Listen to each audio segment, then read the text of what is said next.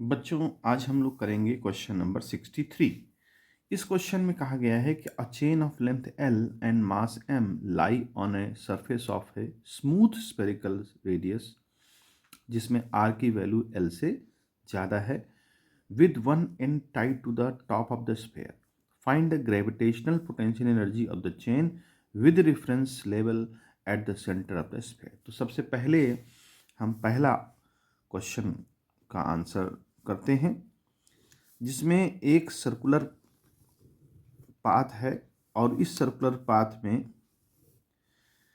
यहाँ सेंटर से एक स्प्रिंग चेन बंधा हुआ है और जिसकी लंबाई जो है इसकी रेडियस से कम है। मान लीजिए ये रेडियस है और ये एल लेंथ की जो है चेन है। अब यहाँ से अटैच है। जब यहाँ से अटैच है तो हमको पता करना है कि इसकी potential energy, gravitational potential energy क्या होगी।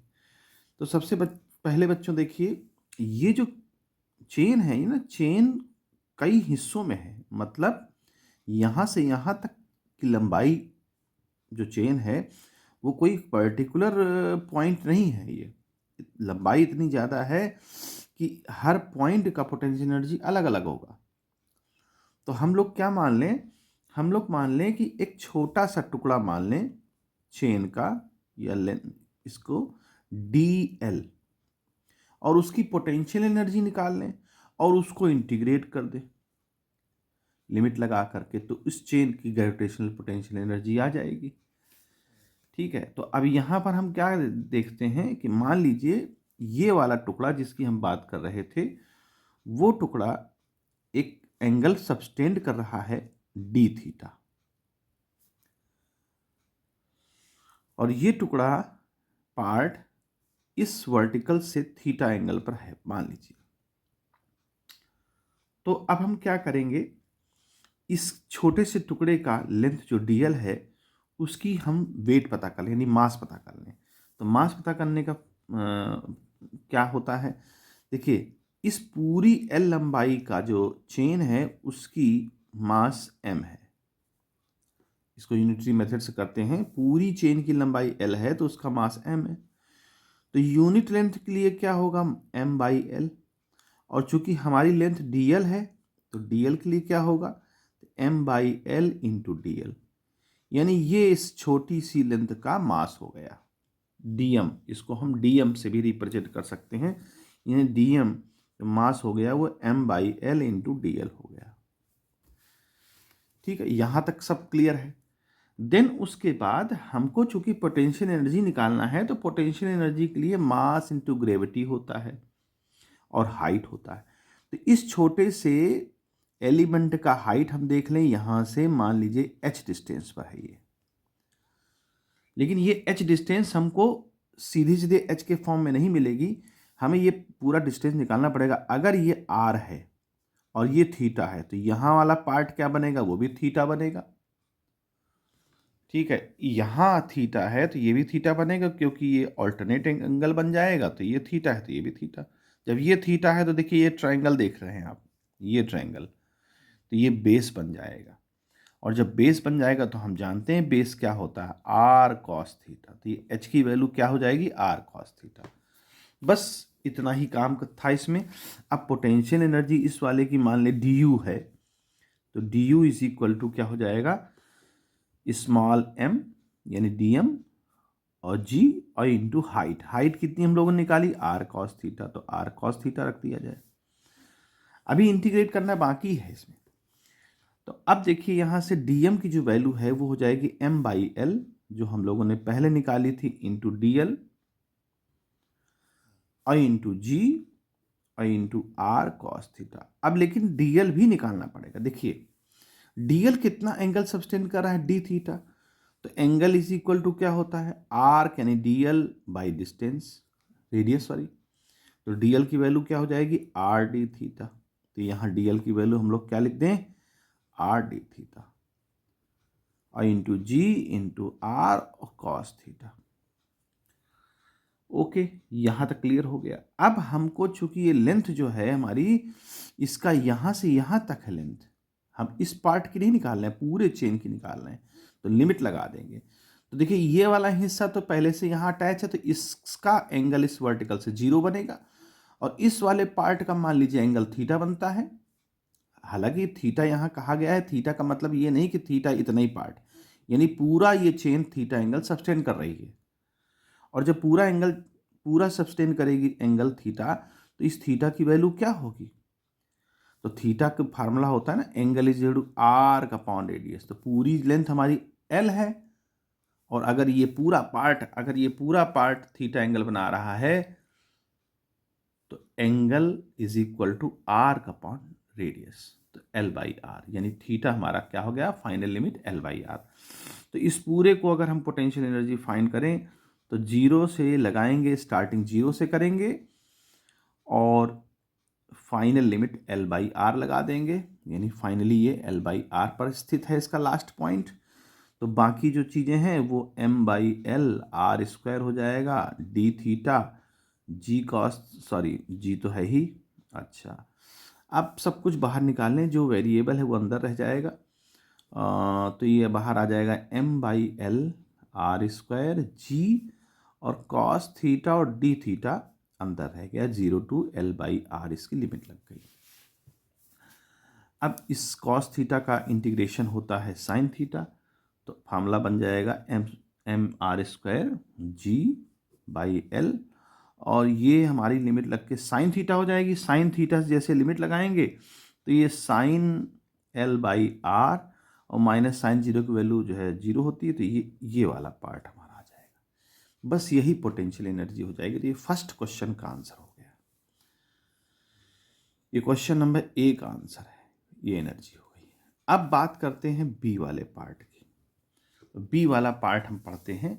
बी वाले में कहता है, suppose the chain is released and slides down the sphere, find the kinetic energy of the chain when it has slide through an angle theta. जब कहता है कि पूरी चेन स्लाइड होकर के थीटा एंगल पर आ जाए, तो उस समय उसकी स्पीड क्या होगी, यानी वेलोसिटी क्या होगी। तो मान लीजिए ये आपका छोटा सा पार्ट मैं बना रहा हूं, ये आपका चेन है, ये पूरी चेन आप मान लीजिए पूरी चेन है, ठीक है। जब ये पूरी चेन नीचे गिर रही होगी, और पूरी चेन जब थीटा एंगल पर बना रही होगी, यानी पूरी चेन यहाँ से थीटा एंगल पर होगी, तो उस समय जो है इसकी क्या वेलोसिटी होगी। तो देखिए यहाँ एनर्जी कंजर्वेशन लगा सकते हैं बहुत आसानी से, और उसका आंसर भी बहुत अच्छे से आ जाएगा। एनर्जी कंजर्वेशन का मतलब ये हुआ कि स्टार्टिंग की kinetic energy, potential energy, K I plus U I is equal to K F plus U F. देखो स्टार्टिंग में तो ये यहाँ पर स्टेबल थी, यानी कि यहाँ से अटैच थी, तो स्टार्टिंग की काइनेटिक एनर्जी तो 0 होगी। और स्टार्टिंग की पोटेंशियल एनर्जी अभी हम लोगों ने फाइंड करी, इनिशियल पोटेंशियल एनर्जी, तो वो तो हम लोग लिख देंगे। हमें काइनेटिक एनर्जी फाइनल पता करनी है, और यू एफ माने फाइनल पोटेंशियल एनर्जी। तो देखिए के एफ निकालने के लिए हम क्या कर सकते हैं, यू आई यानी इनिशियल माइनस यू एफ। तो इनिशियल पोटेंशियल एनर्जी क्या थी, तो इनिशियल तो वही थी जो अभी हम लोगों ने रिजल्ट में फाइंड किया है, क्या था, M R square G by L और साइन एल बाई आर, ठीक, माइनस। अब यहाँ थोड़ा सा समझते हैं। देखिए फाइनल पोटेंशियल एनर्जी में क्या बदलाव आएगा, ये चेन तो उतनी ही है, फाइनल भी वही चेन है और इनिशियल भी वही चेन है। तो जब ये चेन नीचे गिर रही होगी, और फाइनली जिस एंगल पर वो कह रहा है थीटा एंगल पर, तो उस वक्त उसकी क्या एनर्जी होगी। तो सिर्फ एंगल ही तो बदल रहा है, बाकी तो सब कुछ वही है।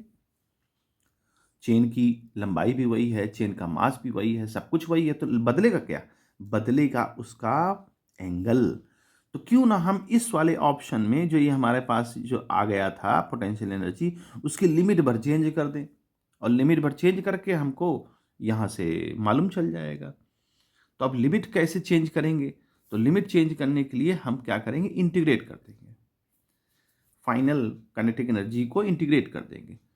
तो देखिए इस वाली को, ये तो इनिशियल पोटेंशियल एनर्जी थी, तो इंटीग्रेट कैसे करेंगे, तो उसके लिए लिमिट हमको लगाना पड़ेगा, और लिमिट क्या लगाना पड़ेगा वो आप समझ लीजिए।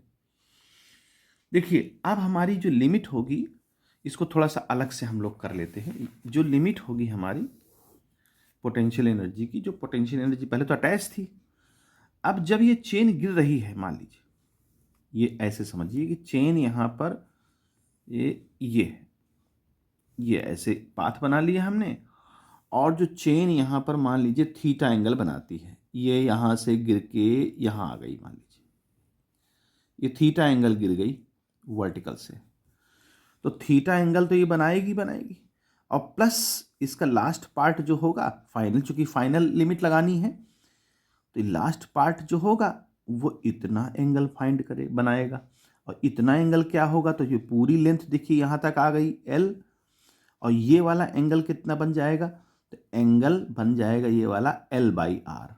कैसे, एंगल जो निकालना है तो एंगल क्या होगा, आर का अपॉन डिस्टेंस, यानी ये वाला जो है हमारा पार्ट कितना बनाएगा, एंगल एल बाई आर, और ये पहले से थीटा एंगल पर मान लीजिए है गिरते हुए, इसका फर्स्ट पार्ट जो है थीटा एंगल बना रहा है, और last part theta plus L by R बनाएगा।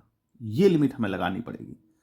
स्टार्टिंग में तो ये अटैच था, स्टार्टिंग में ये अटैच था, ठीक है, और जब ये गिर रही थी तो मान लीजिए गिरते समय इसका एंगल थीटा बन रहा था फर्स्ट वाला पार्ट, तो अब हमारी लिमिट क्या बनेगी, थीटा से लेकर के theta plus L by R, तो ये हमारी लिमिट क्या बन जाएगी, देखिए इसको फाइनल हम अलग से निकाल लें, जीरो थीटा से लेकर के theta plus L by R, इसमें कंफ्यूज होने की जरूरत नहीं है।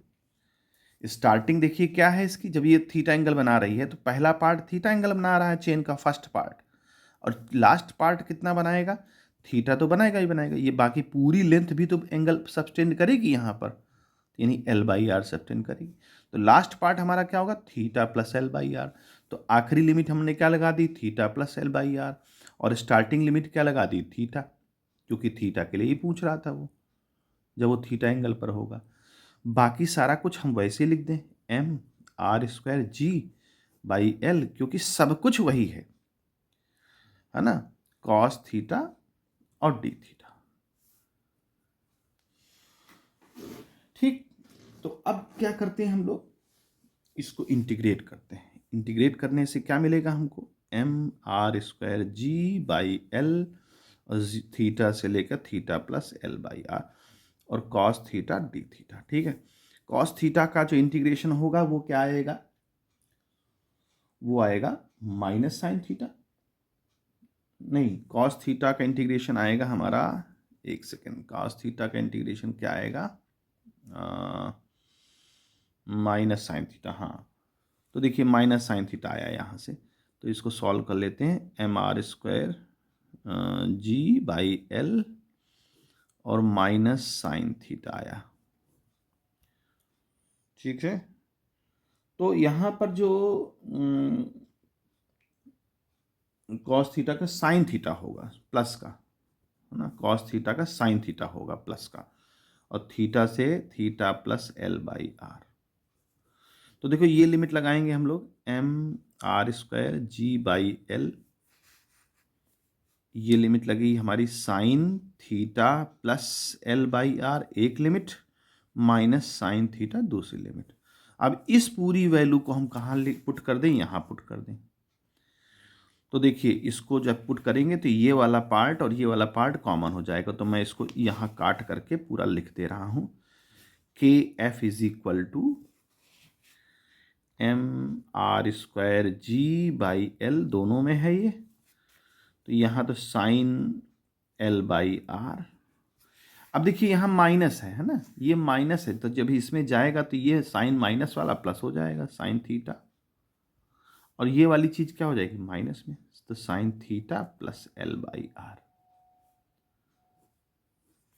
ठीक है, ये हमारी क्या बन जाएगी, हमारी पोटेंशियल सॉरी, ये हमारी बन जाएगी फाइनल काइनेटिक एनर्जी, जो हमको पता करना था, पूछ रहा था फाइनल काइनेटिक एनर्जी क्या होगी। तो इस तरह से इस पार्ट को हम सॉल्व कर लेंगे। अब बात करते हैं थर्ड पार्ट की, तो थर्ड पार्ट के लिए हमारे पास जगह इतनी बची हुई है, इसका इस्तेमाल कर लेते हैं सी पार्ट के लिए। क्वेश्चन देखिए सी पार्ट में क्या कहता है। क्वेश्चन में कहता है कि find the tangential acceleration dv by dt of the chain when the chain start sliding down. जब चेन स्टार्ट करती है स्लाइडिंग डाउन तो भैया उसकी वो क्या होगी, dv by dt, यानी एक्सेलरेशन पूछ रहा है। तो देखें हम एट इंस्टेंट मान लीजिए ये हमने बना लिया और ये यहाँ से चेन ऐसे है, ठीक है। और जब चेन ऐसे है तो जब ये स्टार्ट करती है तो पहले तो हम एक छोटा सा पार्ट देखें dl, जो हम लोगों ने पहले एज्यूम किया था। उस dl का जो है लेंथ जो है dl है और इसका एंगल मान लीजिए डी थीटा बना रहा है। तो देखिए इसका जो इस छोटे से पार्ट का वेट कहाँ काम करेगा, नीचे की तरफ। तो उसका मास क्या होगा, dm इंटू जी। ये mg हो गया, वेट हो गया। अब इसके दो कंपोनेंट बनेंगे, एक तो इस डायरेक्शन में बनेगा और एक इस डायरेक्शन में बनेगा mg का। यही तो भाई, यही इसी वजह से तो नीचे आ रही है, यही तो इस पे फोर्स काम कर रहा है।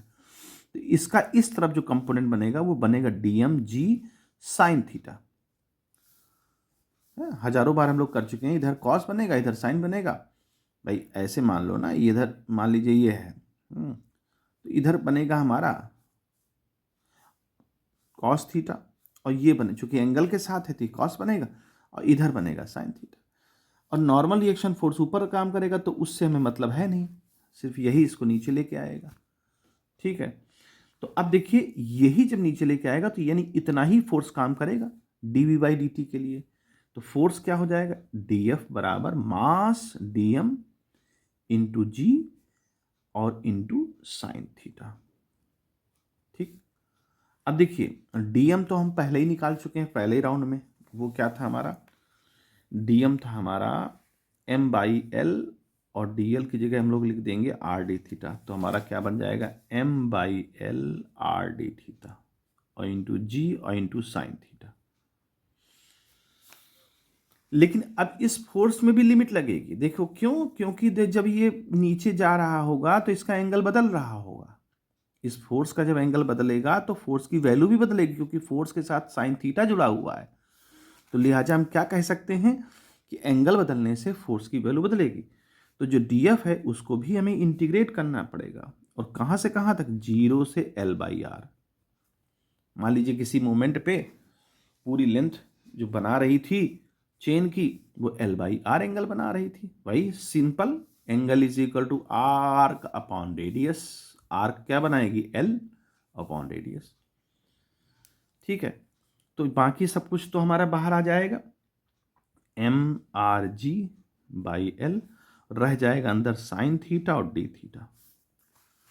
तो अब इसको यहां पर कर लेते हैं, D F is equal to क्या बनेगा, साइन थीटा का माइनस कॉस थीटा होगा, तो ये बन जाएगा हमारा एम आर जी, और लिमिट लगाने के बाद हम डायरेक्ट लिख रहे हैं 1 minus cos L by R. Minus cos theta आएगा तो ये लिमिट लगाने के बाद माइनस वाला अंदर चला जाएगा और प्लस वाला बाहर कर देंगे इसको, तो ओवरऑल इतनी वैल्यू आ जाएगी।